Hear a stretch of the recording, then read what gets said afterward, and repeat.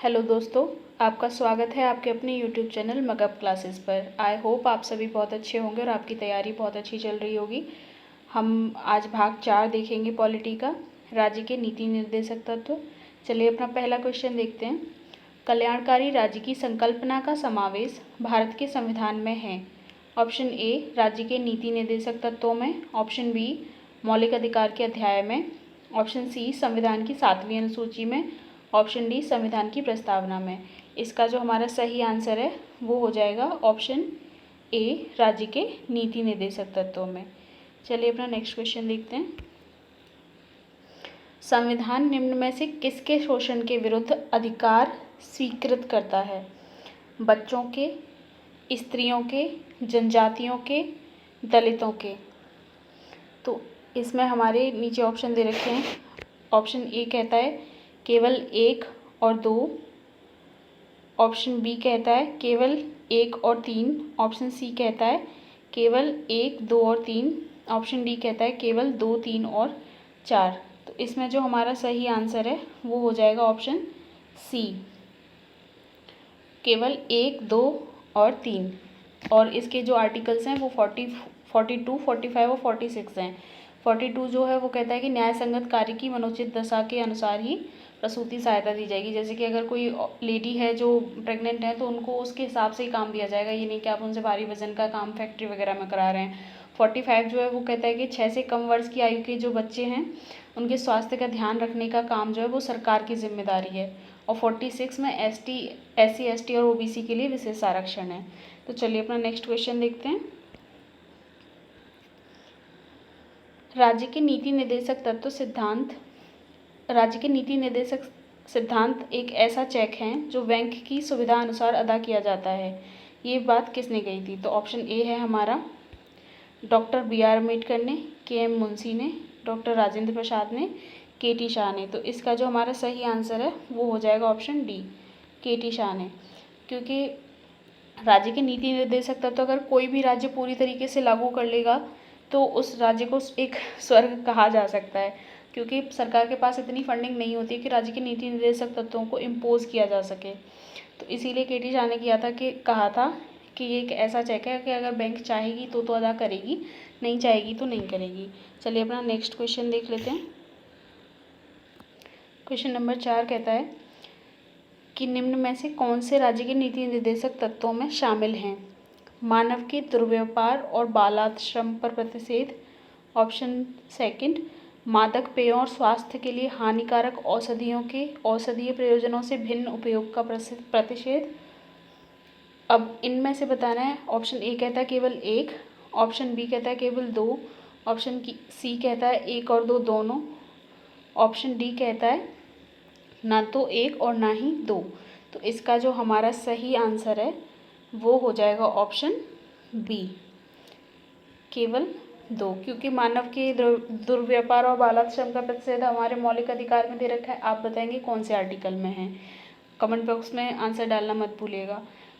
और ये जो सेकंड वाला है मादक पेयों और स्वास्थ्य के लिए हानिकारक औषधियों पर रोक, तो ये आर्टिकल 47 में नीति निर्देशक तत्वों में दे रखा है कि पोषक खाना उपलब्ध करवाने की जिम्मेदारी सरकार की होगी और नशीली दवाओं पे और शराब जैसी चीज़ों पे प्रतिबंध लगाना भी सरकार का काम होगा।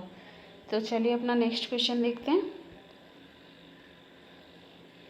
क्वेश्चन नंबर 5 कह रहा है कि निम्नांकित में से कौन सा राज्य के नीति निर्देशक तत्वों में निहित है?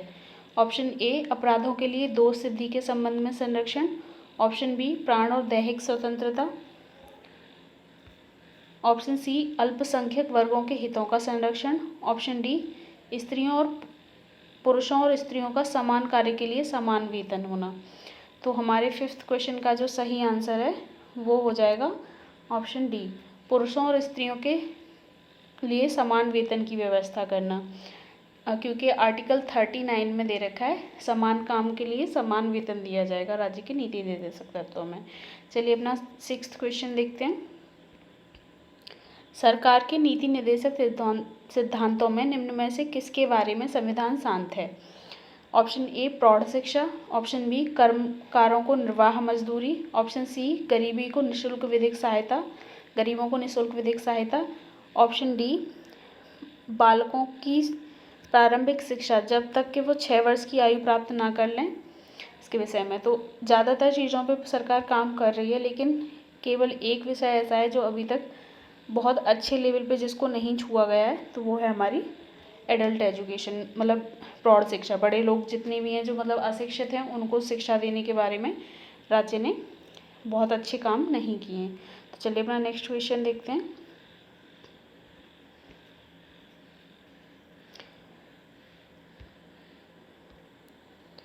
निम्न में से कौन एक राज्य के नीति निर्देशक सिद्धांतों में शामिल है? ऑप्शन ए, राज्य देश के पर्यावरण के संरक्षण तथा संवर्धन का प्रयास करेगा। ऑप्शन बी, राज्य किसी व्यक्ति को कानून के समक्ष समानता से मना नहीं करेगा। ऑप्शन सी, राज्य किसी व्यक्ति को उसके धर्म, कुल, जाति, लिंग तथा जन्म स्थान के आधार पर भेद नहीं करेगा। ऑप्शन डी, अस्पृश्यता का प्रवर्तन करेगा। तो इसका जो हमारा सही आंसर है वो हो जाएगा ऑप्शन ए, राज्य देश के पर्यावरण के संरक्षण तथा संवर्धन का प्रयास करेगा, क्योंकि ये जो है हमारे आर्टिकल 48 के काम में दे रखा है कि पर्यावरण और वन्य जीव की रक्षा करना सरकार का कर्तव्य होगा। चलिए अपना नेक्स्ट क्वेश्चन देखते हैं।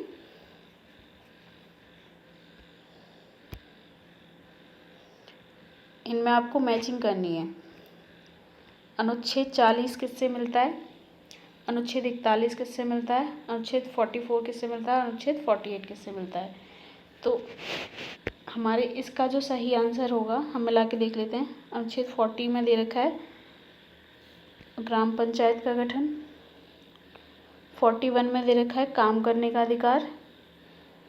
44 में दे रखा है समान नागरिक संहिता। और 48 में दे रखा है कि जो दुधारू पशु वगैरह होंगे उनका पशुपालन किया जाएगा और उनकी मृत्यु पर रोक लगाई जाएगी। तो इसमें जो हमारा सही ऑप्शन हो जाएगा वो हो जाएगा ऑप्शन ए का 1, बी का 2, सी का 3 और डी का 4। चलिए अपना नेक्स्ट क्वेश्चन देखते हैं।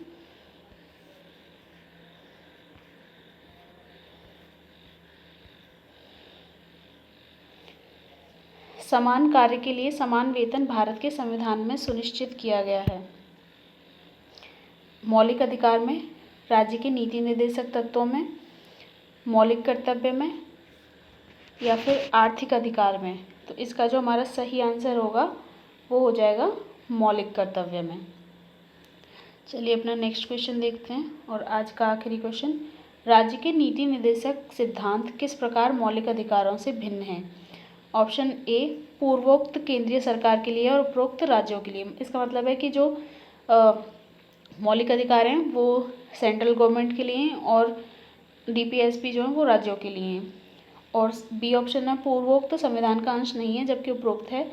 ऑप्शन सी, निर्देश प्रवर्तनीय नहीं है जबकि अधिकार प्रवर्तनीय हैं। तो इसका जो हमारा सही आंसर हो जाएगा वो हो जाएगा सी। जो राज्य के नीति निर्देशक तत्व हैं हम उन्हें कोर्ट में शो नहीं कर सकते।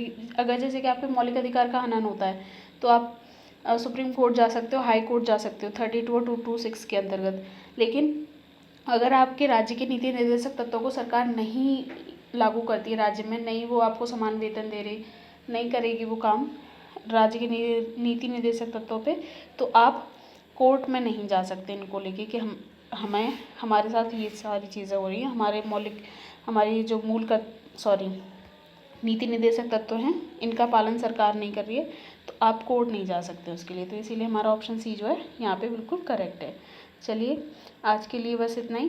Thank you so much. मिलते हैं नेक्स्ट वीडियो में। तब तक के लिए like, share and subscribe to my channel. Thank you so much.